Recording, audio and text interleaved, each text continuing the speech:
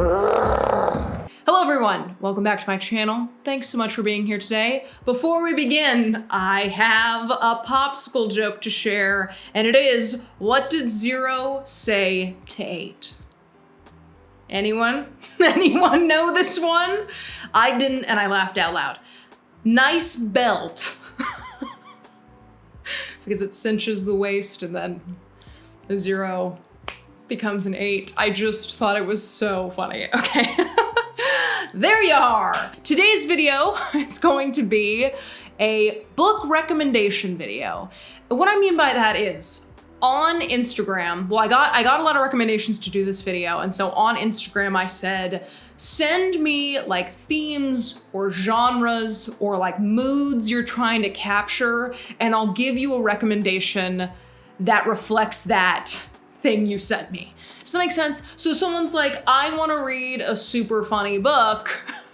I could say something like, The Very Hungry Caterpillar. You know what I'm saying? It's a hilarious tale. And then that would be my recommendation for you. Anyway, you guys probably know what a recommendations video is. So let's just jump right into this thing.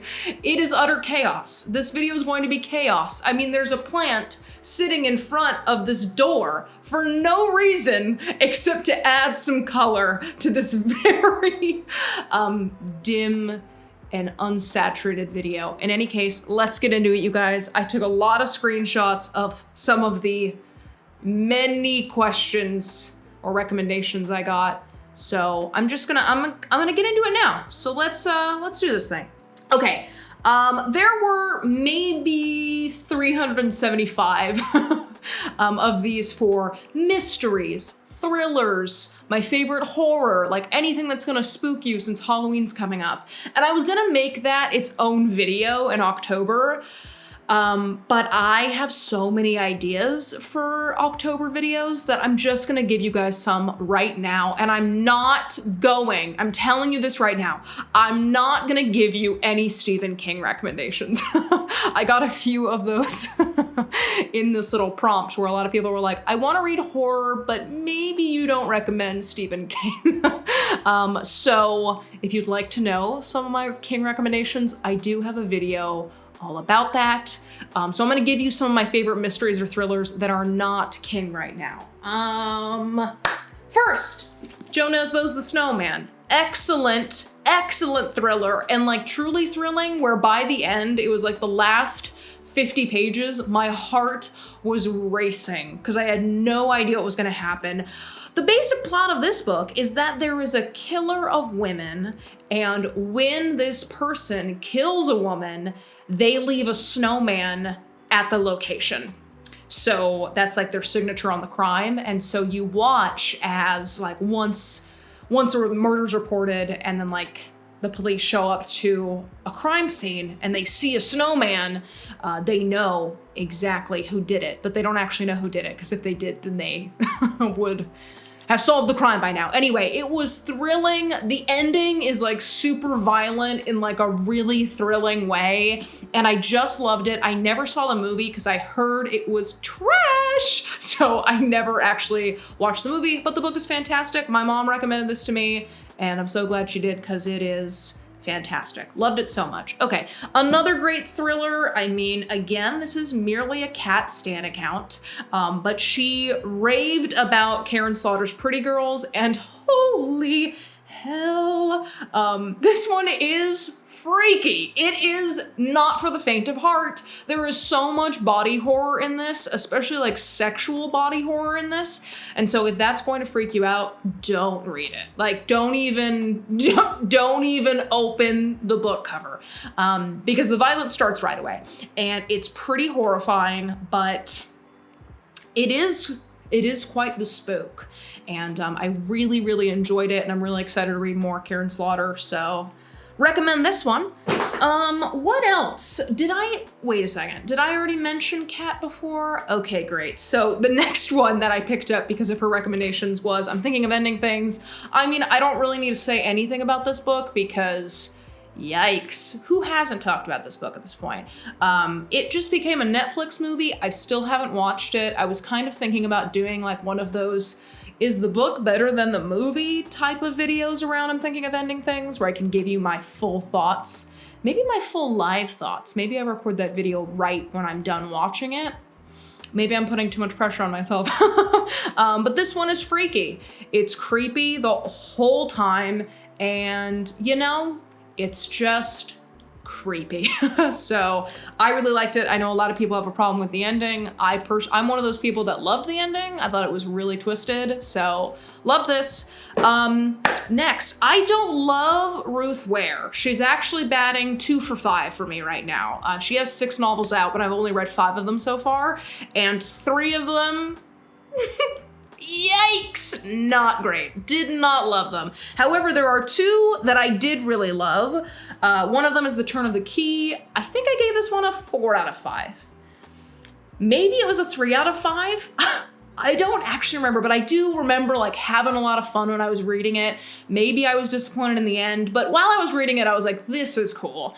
That, you know, there's like a poisonous garden in the back of this mansion, which is spooky and gothic, which is really fun. And there's like it feels ghosty, and you're trying to figure out if it is a ghost or if it's something else. And if it's something else, then who is it?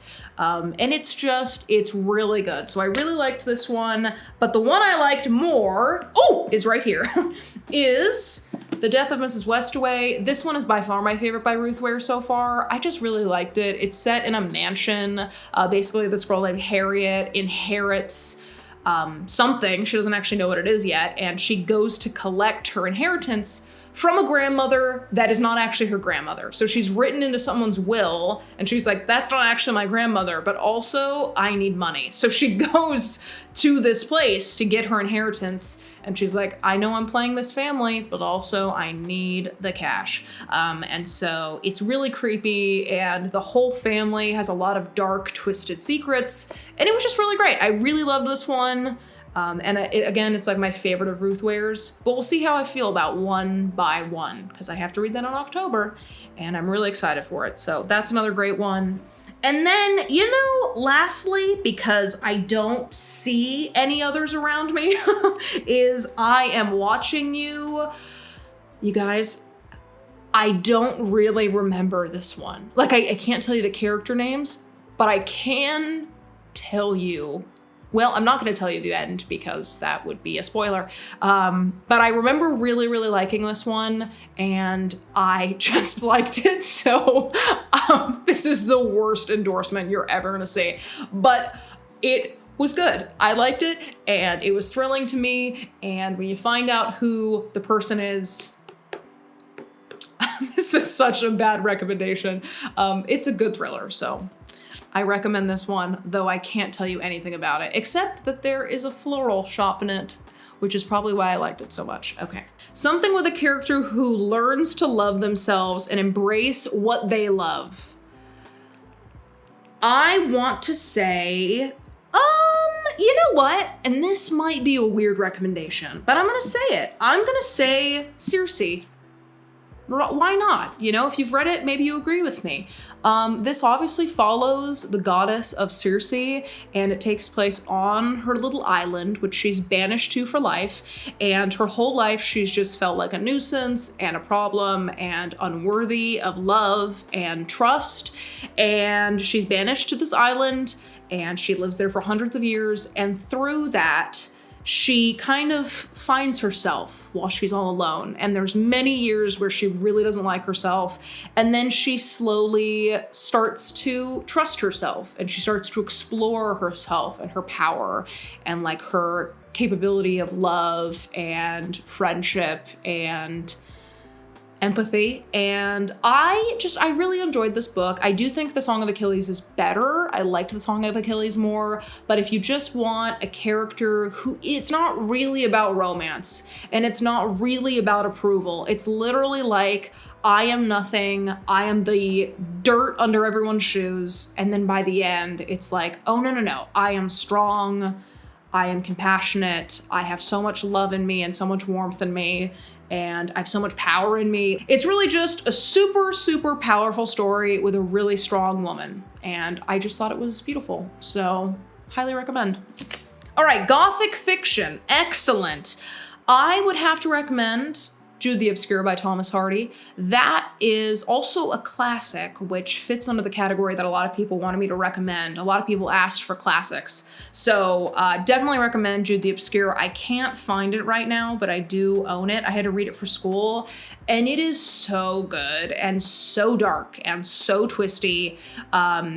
And so devastating. So it's very, very Gothic, like just the descriptions of the buildings, like continuously show the Gothic trope. And it's wonderful. I really loved that book, but also hated that book. And if you've read it, you understand what I mean. It's a tough one. Like there's really no moment of happiness in it. Well, I mean, the moments of happiness come and then they are completely shattered. So it's a sad one. There's a lot of traumatizing things that happen in it. Specifically one scene that's really, really traumatizing. So it's not for the faint of heart, but it does have a lot of Gothicness in it. So highly recommend Jude the Obscure. Someone said something historical, but also a little romance. And this one is very historical, and there is a romance, but it is not a happy book. It is not like a fun read. It is very, very dark, and that is The Tattooist of Auschwitz. I mean, just based off of the title of this novel, you understand that it takes place at a concentration camp during World War II, so it's not a fun one. This is not like a lighthearted, fun book, but it is historical, and there is a romance that does blossom during this book. I mean, you can kind of tell there's two people on the front, so it kind of hits both of those categories, but it is just super sad and super graphic, so that kind of fits the prompt, but also it's hard to read at some points, so there's that. Okay, a lot of people asked for like just a great autumn, fall, kind of spooky read, and I 100% have to recommend Charlotte Bronte's Jane Eyre. I mean, I know that a lot of people have read this one, and I know it's kind of like, like the obvious one to recommend, but if you haven't read this for some reason, or if you have read it, it was just so long ago, like myself, this one is so Gothic. It's also a classic, so I could have also recommended this for the Jude the Obscure question or recommendation, but it's like got it all. It's a classic, but it's got that romance. It's got this like creepy attic where some stuff is happening in it. There's a big fire. There's it's dark, it's spooky, there's love, but like I feel like I was more focused on Jane.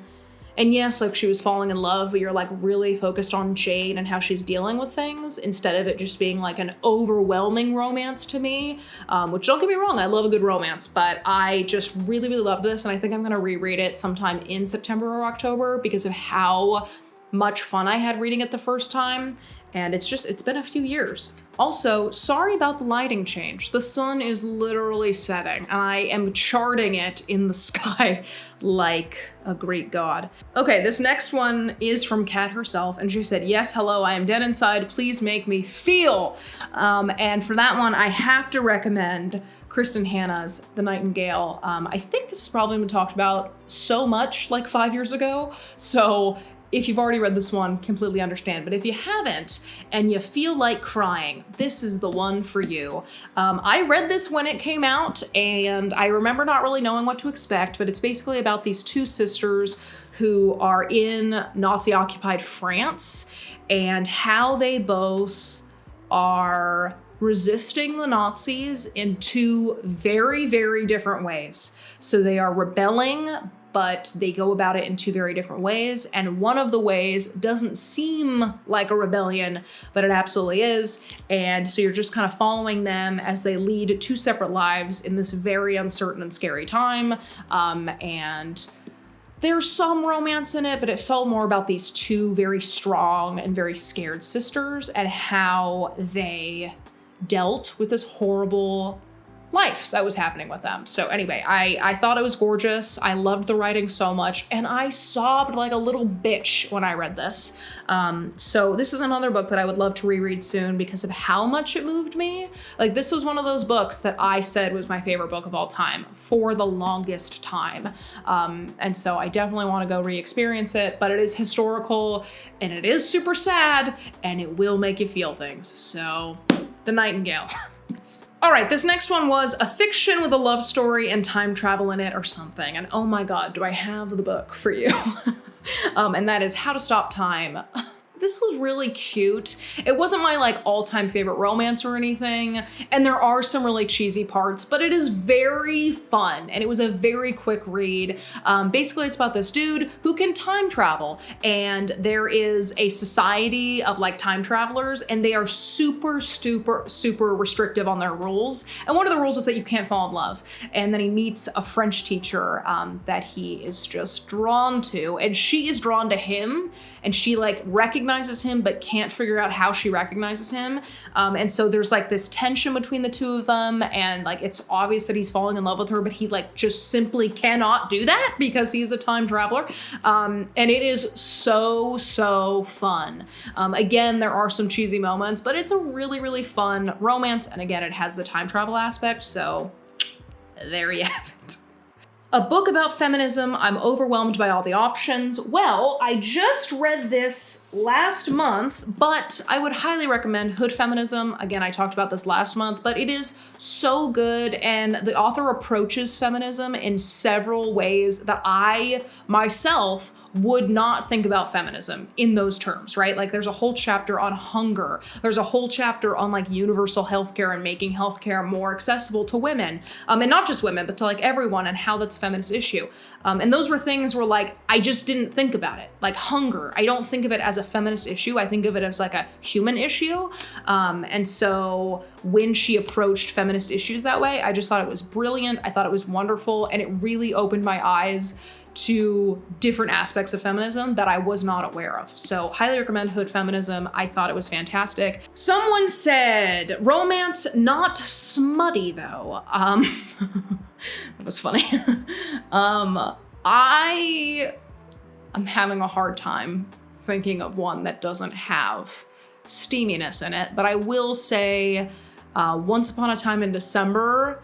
And what's the other one? The Two Lives of Lydia Bird. I did not like The Two Lives of Lydia Bird, but there wasn't any steaminess in it. And I think that goes for Once Upon a Time in December as well. It was very romantic, but not so much on the steaminess. So there you have it.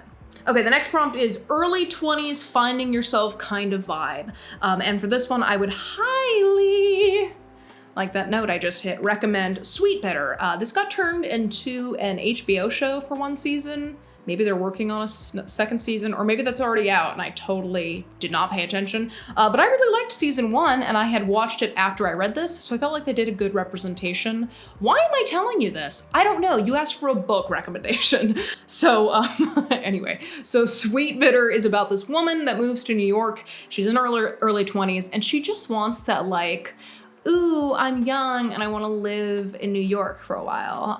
And then she gets there and she's like, shit, I need a job. And so she gets a job at this like super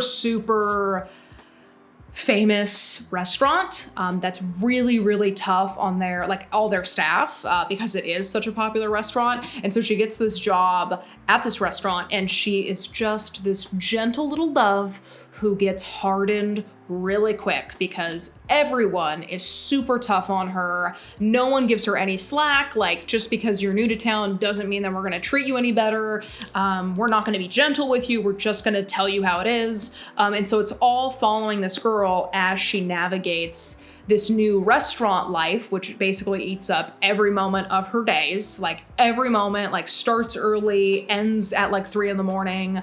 And then she kind of starts this like romance at the restaurant, and then she kind of gets close to the sommelier. And did I just say that word right? I have no idea. But she's trying to get close to people at the restaurant while also realizing that maybe she can't trust all of them. And it's so fast paced. I remember reading this book and feeling like I was in the restaurant with her. And I thought that was such a cool, immersive way to read this book. So I highly recommend this. And actually, now that I've been explaining it to you, I kind of want to reread it. So I'm gonna leave it right behind me so that when I leave this room, I trip on it so that I can remember to reread it, because I really liked that book. Okay, this next one was want to learn something new without it being boring. Well, don't I have the book for you? I've already talked about it, so I won't go super in depth on this, but Atomic Habits is so good. You learn all about how to hit your goals without it really being like a temporary thing. It's not just like, hey, I want to lose 10 pounds. It's about setting the habits that will get you to that goal so that once you get to your goals, you don't just give up because you've set the correct habits in your life to continue with your success. Is this making sense? I hope it is. So I really, really, really loved reading this. And have I implemented a single one of these lessons? No. But will I one day? Hopefully. I plan on rereading this very soon because, I don't know, the school semester has started and so I feel like I need to get better about my habits. So I would love to reread this and just annotate the shit out of it. But it is super helpful and I did learn a lot while I was reading it, while also staying engaged the entire time. So highly recommend. Obviously, again, Noelle, we know it's a recommendation video. A good starting point for classic fiction. Love this one. I think my immediate thought goes to like Pride and Prejudice, but that's because like my mom loves that book so much and you just hear about it a lot in school in general. However, I would actually highly recommend you start with Frankenstein. And that is because, well, I mean, to me, it's one of my favorite books of all time. And I know that for some people it's really slow, but it's really, really good. And it's also really, really short. And it just helped me understand the story of Frankenstein a lot better. I mean, like we all know from like popular culture that it's like a green guy with bolts in his neck. Couldn't be further from the truth. It's actually really engaging and the monster is super intelligent. He really just wants friendship. He wants to feel love. And that's something you don't really get from all of like the pop culture references that you get of him. So if you've never read a classic before, I think Frankenstein is an awesome place to start because again, it's short, but it's also super engaging and you get to learn about this figure you probably know a lot or you've seen a lot, but you don't actually know the true story of. And I just really loved it. Again, I already mentioned Jane Eyre and Jude the Obscure. Both are fantastic books, but Jude the Obscure is obviously way darker and sadder. So is sadder a word? Yes, it is a word, right? Yes, it is a word. I want something to distract me from college readings, but not too absorbing, but still very different. Now for this, I would recommend A Study in Charlotte.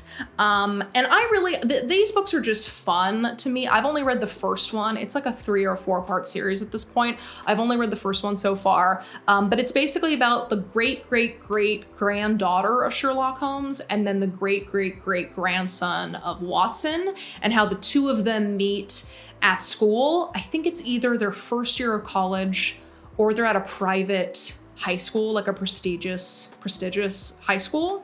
In any case, they meet at school and she is super cold. She's like, I don't need anyone. Like, I just want to solve mysteries. Like, I don't care what you have to say. And Watson's like, I can have a crush on you. But they meet and then there's a murder on campus and the two of them have to solve it together. And it's just really fun. Like it's all about these two students who have to use the resources of students to solve this mystery. And it's not too scary. It's not too creepy. It's literally just like, there's been a murder. Let's figure out what happened. And it kind of follows other Sherlock stories. So if you've actually never read any of the original Sherlock stories, I would highly recommend doing that too, because they really are so fun. Like there's a reason why there's so many Sherlock Holmes adaptations, because it really does stand up against the tale of time. I don't know what's happening, but it's just really fun. I'm not saying it's like the best book I've ever read. I think I gave it a 3 out of 5 stars, but it's a good distraction while also like still kind of in the realm of college or of school. So like you'll be distracted from your school reading, but you'll also like be reminded that you have school reading. So I really like this one. Read Ready Player One because of you. I love it, so thanks. Oh my God, I'm so glad you loved it. But maybe a recommendation based on that. And I would say The Martian by Andy something. I loved that book. That was one of the books where I was like, I'm not into sci-fi. It's not my thing. And then I was like, a book that takes place on Mars, yuck.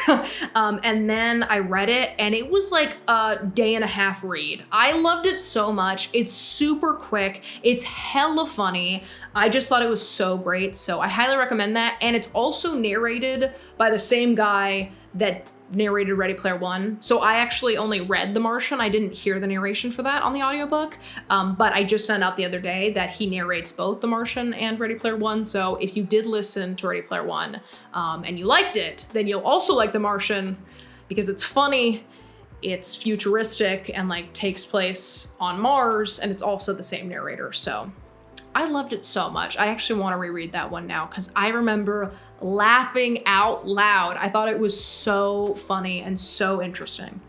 A book to read after a breakup.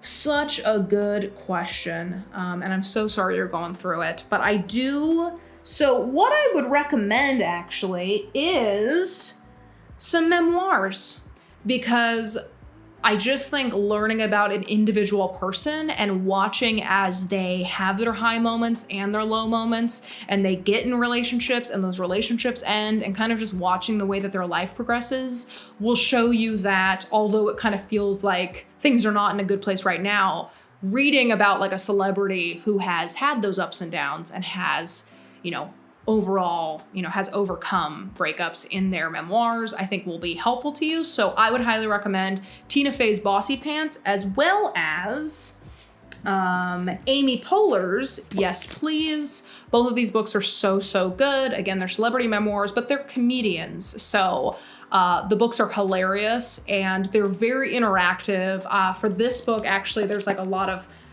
graphics and like really funny handwriting moments and just cute little family photos and everything. So it's really, really good. And I just think reading about a celebrity who's also funny, so it'll probably make you laugh, but has had those ups and downs, will make you realize that although you're in a down right now, you will get back up eventually and things will turn around someday very soon. So that's what I recommend for that.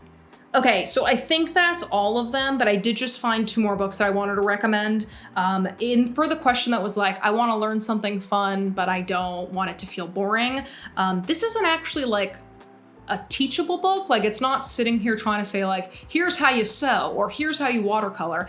But I learned a lot about addiction and family crisis in both of these books, Beautiful Boy and Tweak. These are the books that were based off of the movie Beautiful Boy with Timothée Chalamet and Steve Carell. Beautiful Boy is from the father's perspective and Tweak is from the son's perspective. And it really explores family and addiction and how addiction affects people's lives individually, but also how it ripples out into their families' lives. So this isn't really like, hey, you're gonna learn how to accomplish something at the end of it. But for me, it helped me understand and learn how to be more compassionate towards people with addiction, especially people in my own family who have addictions. It was a way that I hadn't thought of their addiction before. And so it really kind of opened my heart and empathy, and I learned a lot through these books. So I would highly recommend these. All right, and that is it, everyone. I have now been filming for 53 minutes and 23 seconds. So I'm going to close up shop now and go edit this video so I can get it up tomorrow for everyone. But yeah, I hope you guys like this. I hope you guys got a good recommendation from this video. Also, let me know if you liked it so that I can keep doing kind of like, maybe like every few months I can do another recommendations video. Because this was really fun, and I feel like I went and searched for books that I haven't talked about as recently, and it was tough not mentioning any Stephen King's, but I held true, I stay firmed, and I kept true. But yeah, thank you guys so much for watching this video, and I hope to see you in the next one. Bye!